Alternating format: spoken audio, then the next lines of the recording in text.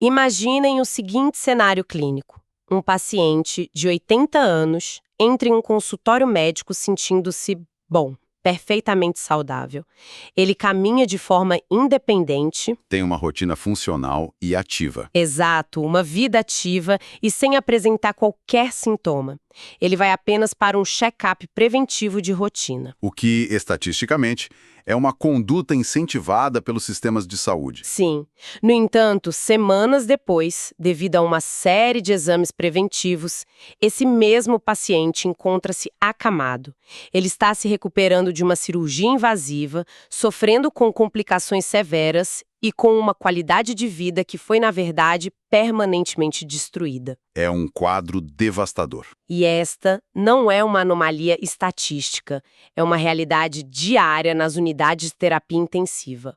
Hoje, o nosso painel médico conduzirá uma análise clínica profunda sobre uma verdade bastante desconfortável na medicina preventiva geriátrica. A questão central de por que procurar ativamente por doenças em pessoas saudáveis, com mais de 70 anos, frequentemente causa mais danos físicos do que benefícios reais. Perfeitamente. Para esta análise, o nosso foco baseia-se nos dados e no relato detalhado da experiência clínica do Dr. James Hargrove. Ele é um geriatra e especialista em medicina interna com 3 décadas de prática médica rigorosa. A nossa missão neste painel é dissecar 5 protocolos de rastreamento rotineiros. Exames que, quando aplicados a indivíduos puramente assintomáticos na senescência, disparam a iatrogenia. Ou seja, o dano orgânico e funcional causado pela própria intervenção médica. Precisamos estabelecer com absoluta clareza que o sistema de saúde atual é programado para encontrar e tratar. Mas, na geriatria, a intervenção médica assintomática exige uma cautela extrema. É imperativo compreender que os protocolos desenhados para pacientes de 50 anos simplesmente não se aplicam a pacientes de 80. A biologia muda. E, para construirmos essa base lógica, precisamos falar sobre o que o Dr. Hargrove define como a nova matemática do rastreamento. Um conceito brilhante e clinicamente crucial. Veja, aos 50 anos, detectar um câncer inicial e submeter o paciente a uma cirurgia e quimioterapia faz todo o sentido biológico. O corpo tem reserva para suportar o trauma. E a intervenção garante décadas de sobrevida. Correto. Mas após os 70 anos, 3 fatores fisiológicos alteram essa equação de maneira irrevogável. O primeiro é o próprio comportamento celular das anomalias detectadas nessa fase da vida. Sim, estamos falando do biologia dos tumores indolentes. É um fato biológico que, no idoso, as células anormais frequentemente crescem em um ritmo tão letárgico que o paciente falecerá com a condição e não em decorrência dela. Quer dizer, o tumor nunca chegaria a causar um sintoma sequer no tempo de vida natural restante daquele indivíduo. Exatamente. E o segundo fator que agrava essa matemática é a fragilidade fisiológica. O envelhecimento reduz a capacidade dos órgãos de lidar com estresses agudos. Rins, fígado, o sistema vascular. Todos perdem resiliência. Então, procedimentos que consideramos banais em adultos jovens, como sedação profunda, biópsias, anestesias, passam a carregar um risco exponencial de infecção e falência de órgãos. E isso nos leva diretamente ao terceiro fator biológico, talvez o mais perigoso na prática diária, que é o chamado efeito cascata. O início de um ciclo quase impossível de frear. Para ilustrar clinicamente para quem acompanha a nossa discussão, tratar um paciente assintomático de 80 anos com os mesmos limiares de um paciente de 50 é como administrar quimioterapia agressiva para um cisto benigno. Ignora-se completamente a realidade biológica do hospedeiro. A analogia é precisa. O efeito cascata ocorre quando um achado anormal mínimo leva a exames laboratoriais confirmatórios, Que levam a biópsias. que levam a cirurgias maiores e, inevitavelmente, a complicações sistêmicas severas em um paciente que se sentia perfeitamente bem. Existe uma dificuldade estrutural profunda na comunidade médica em interromper essa cascata depois que o primeiro alerta surge. Por que o sistema hesita tanto em parar a investigação? A dificuldade reside na própria doutrinação médica intervencionista.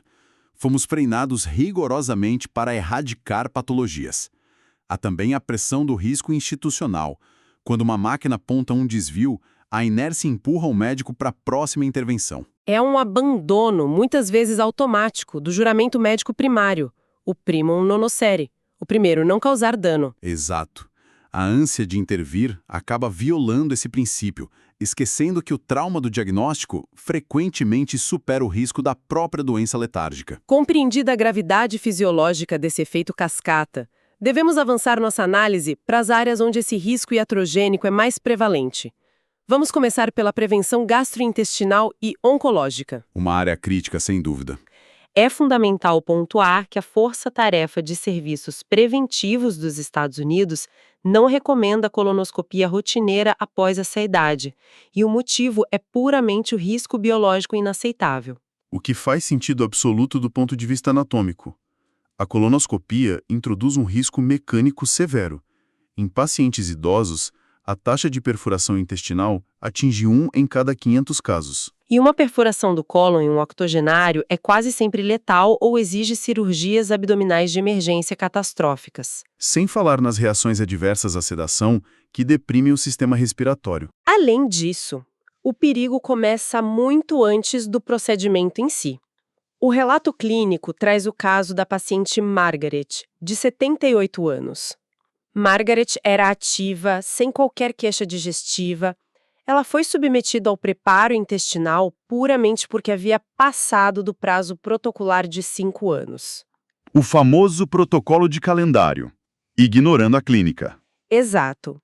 O preparo exige a ingestão de laxantes osmóticos de altíssimo volume. A função desse laxante é puxar a água do organismo para dentro do intestino.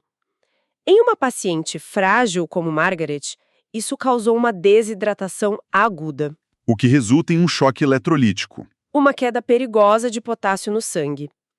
O resultado foi que Margaret desenvolveu uma arritmia cardíaca grave, necessitando de internação em unidade de emergência antes mesmo de chegar à sala de endoscopia. É a falência da homeostase sendo provocada por um laxante profilático. A alternativa segura, que a literatura médica endossa amplamente, é a realização de exames anuais de pesquisa de sangue oculto nas fezes. Uma intervenção zero invasiva. Zero invasiva e que descarta a necessidade de submeter o idoso a esse estresse hemodinâmico severo. Esse viés do sobretratamento se espelha de forma idêntica no rastreamento agressivo de câncer. Uma superpopulação de diagnósticos gera uma superpopulação de intervenções punitivas. Os dados oncológicos confirmam isso. Se olharmos para o câncer de mama, estudos rigorosos publicados no New England Journal of Medicine demonstram que até 40% dos tumores detectados em mulheres acima de 70 anos são compostos por células de proliferação indolente. E na urologia, enfrentamos o perigo dos falsos alarmes com o exame de próstata, o PSA. O PSA é notoriamente problemático nessa faixa etária, porque a próstata cresce naturalmente com a idade, elevando os níveis do antígeno no sangue de forma benigna. O Dr. Hargrove relata o caso do paciente Gerald, de 81 anos.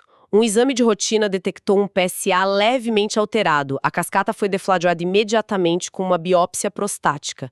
E precisamos lembrar que essa biópsia, por si só, carrega 5% de risco de induzir uma infecção sistêmica no idoso. E o desfecho de Gerald foi a remoção cirúrgica de um câncer de baixo grau. O resultado pós-operatório foi incontinência severa, resultando no uso definitivo de fraldas geriátricas e perda total de dignidade para remover um aglomerado celular que nunca o teria matado. Isso levanta um ponto de reflexão clínica profunda para nós. Como médicos, a nossa formação nos impele a erradicar anomalias anatômicas. No entanto, a literatura sugere com força que nesses casos assintomáticos em pacientes sêniores, a inação deliberada e clinicamente monitorada é cientificamente a melhor medicina. É o ápice da maturidade clínica. Entender que preservar a integridade arquitetônica do corpo do paciente é mais importante do que apresentar um laudo laboratorial perfeito. E se a oncologia preventiva apresenta altos riscos de intervenções desnecessárias, a cardiologia em idosos assintomáticos introduz um perigo imediato ainda maior. Os falsos positivos cardiovasculares. Exato. Falsos positivos que deflagram invasões vasculares agudas. Vamos examinar os testes de esforço cardíaco de rotina em pacientes sem qualquer sintoma de dor no peito. A taxa de falsos positivos atinge alarmantes 40% nessa população. O que significa que quase metade dos pacientes saudáveis será enviada erroneamente para a próxima etapa. Que é o cateterismo cardíaco. E um cateterismo expõe o paciente aos riscos de sangramento, dano vascular direto ou até mesmo infarto e acidente vascular cerebral provocados mecanicamente durante a passagem do catéter. E aqui, o ensaio clínico Isquemia é definitivo na literatura. Sim, o ensaio comprovou cientificamente que o uso de stents em pacientes com doença cardíaca considerada estável não reduz a ocorrência de infartos nem prolonga a expectativa de vida quando comparado ao tratamento conservador com medicação. Ou seja, o idoso é submetido ao risco cirúrgico do cateterismo. Recebe um stent que exige medicações anticoagulantes agressivas que aumentam o risco de hemorragias em caso de queda e não ganha absolutamente nada em tempo de vida. Procurar ativamente por bloqueios arteriais assintomáticos em vasos envelhecidos frequentemente precipita o exato evento isquêmico catastrófico que os protocolos buscam evitar. E isso fica ainda mais evidente no ultrassom de artéria carótida. O rastreamento carotídeo é um excelente exemplo de raciocínio clínico equivocado na geriatria. O exame frequentemente detecta bloqueios assintomáticos na faixa de 60% a 70%. O que leva à indicação de endarterectomia carotídea, a cirurgia para raspar a placa de gordura. Para evitar um AVC totalmente teórico no futuro, o paciente é colocado na mesa de cirurgia com um risco absoluto de 2 a 3% de que o próprio cirurgião cause um derrame cerebral ao manipular a artéria. O caso clínico do paciente Robert, de 79 anos, exemplifica essa tragédia. Ele entrou no hospital para cirurgia profilática, caminhando, falando perfeitamente, e devido à manipulação da placa carotídea durante a operação, ele sofreu um AVC massivo que destruiu sua capacidade de fala de forma irreversível. Como especialistas, eu peço que expliquemos de forma rigorosa a estabilidade dessas placas ateroscleróticas em idosos. Por que a placa antiga frequentemente não deve ser tocada? É uma questão de biologia tecidual. A aterosclerose no idoso desenvolveu-se ao longo de décadas. O organismo humano isola essa ameaça calcificando a placa. Ela se torna rígida e adquire uma capa fibrosa extremamente espessa e estruturalmente estável. Ao contrário da placa macia e inflamada de um paciente jovem. Perfeito. Contanto que a artéria mantenha fluxo suficiente e não haja sintomas como confusão mental aguda ou perda de visão, o risco natural de ruptura dessa placa calcificada é mínimo. Intervir cirurgicamente é agredir uma cicatriz biológica estável com um alto potencial de liberar fragmentos diretamente para a circulação cerebral. Uma agressão puramente iatrogênica. Saindo agora do sistema cardiovascular, vamos focar nossa análise no sistema esquelético e em uma das causas mais prevalentes de mortalidade geriátrica, que são as quedas. E, especificamente, como a intervenção farmacológica atual fracassa sistematicamente. O uso rotineiro da densitometria óssea, o exame DEXA. Exato. O exame DEXA leva inevitavelmente à prescrição de drogas da classe dos bisfosfonatos, como o alendronato. Mas a biologia dessa intervenção apresenta um paradoxo sério na literatura médica. Precisamos explicar o mecanismo celular do tecido ósseo. Temos os osteoclastos, que funcionam como equipes de demolição, removendo o osso velho. Sim, limpando o tecido microfaturado pelo impacto diário. E temos os osteoblastos, as células construtoras, que depositam um osso novo e flexível. O que o bisfosfonato faz é aniquilar quimicamente a função dos osteoclastos. O osso envelhecido simplesmente deixa de ser removido pelo organismo. Então, a curto prazo, o exame DEXA mostra um aumento na densidade óssea puramente porque há material morto acumulado. Mas, estruturalmente, esse osso perdeu a capacidade de se renovar. Ele se torna denso, porém extremamente frágil e quebradiço. É exatamente por isso que o uso prolongado dessas medicações está diretamente associado a um risco alarmante de fraturas femorais atípicas. O exato osso que a medicação prometia proteger acaba se partindo, às vezes com o simples ato de caminhar pela sala. além do risco documentado de osteonecrose severa da mandíbula, onde o osso maxilar morre e infecciona devido à falta de renovação celular. É um efeito colateral devastador de uma medicação preventiva. E aqui expomos um viés estrutural crítico do nosso sistema de saúde. Existe uma falha sistêmica onde a prescrição contínua de um comprimido de bisfosfonato é financiada e amplamente incentivada pelo sistema, enquanto as intervenções com eficácia clínica real e comprovada na prevenção de fraturas são negligenciadas. Porque a verdadeira intervenção não é farmacológica, é mecânica e ambiental. Sem dúvida. Fisioterapia intensa para fortalecimento muscular e de equilíbrio, instalação de barras de apoio em banheiros, remoção de tapetes que causam tropeços e uma revisão farmacêutica rigorosa para suspender remédios sedativos ou antihipertensivos que frequentemente causam vertigem no idoso. Esses protocolos rigorosos possuem eficácia superior na prevenção de quedas e risco iatrogênico zero, mas exigem tempo clínico e educação, não apenas uma receita médica. Para finalizarmos nossa avaliação clínica de hoje, precisamos estabelecer diretrizes claras. Como os pacientes seniores e as famílias que os auxiliam devem interagir com a pressão do sistema médico. Como diferenciar uma investigação essencial de um rastreamento rotineiro danoso. E aqui entra a ressalva clínica mais crucial de toda a nossa discussão. Deixamos explicitamente claro que o abandono ou a extrema cautela com esses testes se aplica única e exclusivamente a exames puramente assintomáticos. Se houver sangue visível nas fezes, isso exige uma colonoscopia imediata. Se o paciente relata dor torácica aguda ao esforço, o teste de esforço é imperativo. Mini AVCs recentes exigem o ultrassom de carótida com urgência. A presença do sintoma clínico ativo altera a matemática biológica e inverte completamente o cálculo de risco e benefício. Com essa ressalva firme, propomos o protocolo de defesa das 4 perguntas. São indagações críticas que o paciente ou o responsável deve fazer ao médico antes de aceitar uma requisição de rastreamento de rotina. A primeira pergunta é incisiva. O que exatamente este exame procura e qual é a conduta médica estrita se algo anormal for encontrado? Isso evita surpresas e nos leva à segunda pergunta. Se a anomalia for encontrada, qual é o tratamento proposto? E, fundamentalmente, quais são os riscos desse tratamento considerando a minha idade fisiológica atual e não os dados genéricos? A terceira pergunta desafia a cultura intervencionista.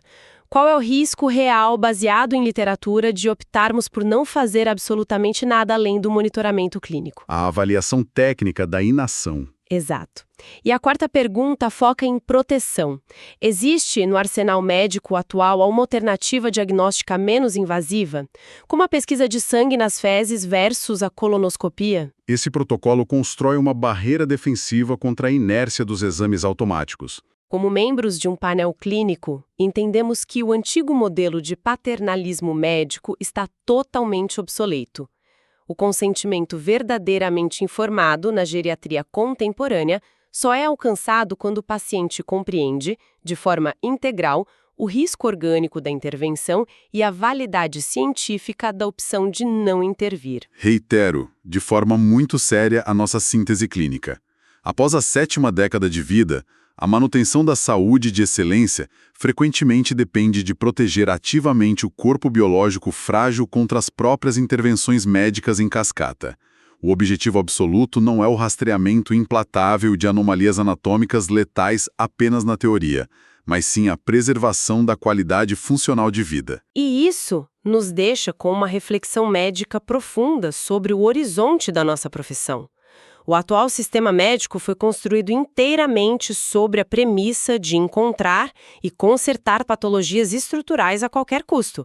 Mas talvez o verdadeiro avanço na medicina geriátrica nas próximas décadas não advenha da engenharia de máquinas de imagem ainda mais sensíveis e invasivas. Com certeza não. O grande marco será, na verdade, o desenvolvimento de biomarcadores moleculares rigorosos, capazes de informar aos profissionais exatamente quando a intervenção cirúrgica ou farmacológica deixou de ser uma cura e passou a ser um profundo erro biológico sistêmico. Em nome de nosso painel de especialidade, agradecemos a sua escuta. Mantemos nosso compromisso solene com o rigor científico e o respeito à fisiologia humana. Encerramos assim a nossa discussão clínica de hoje.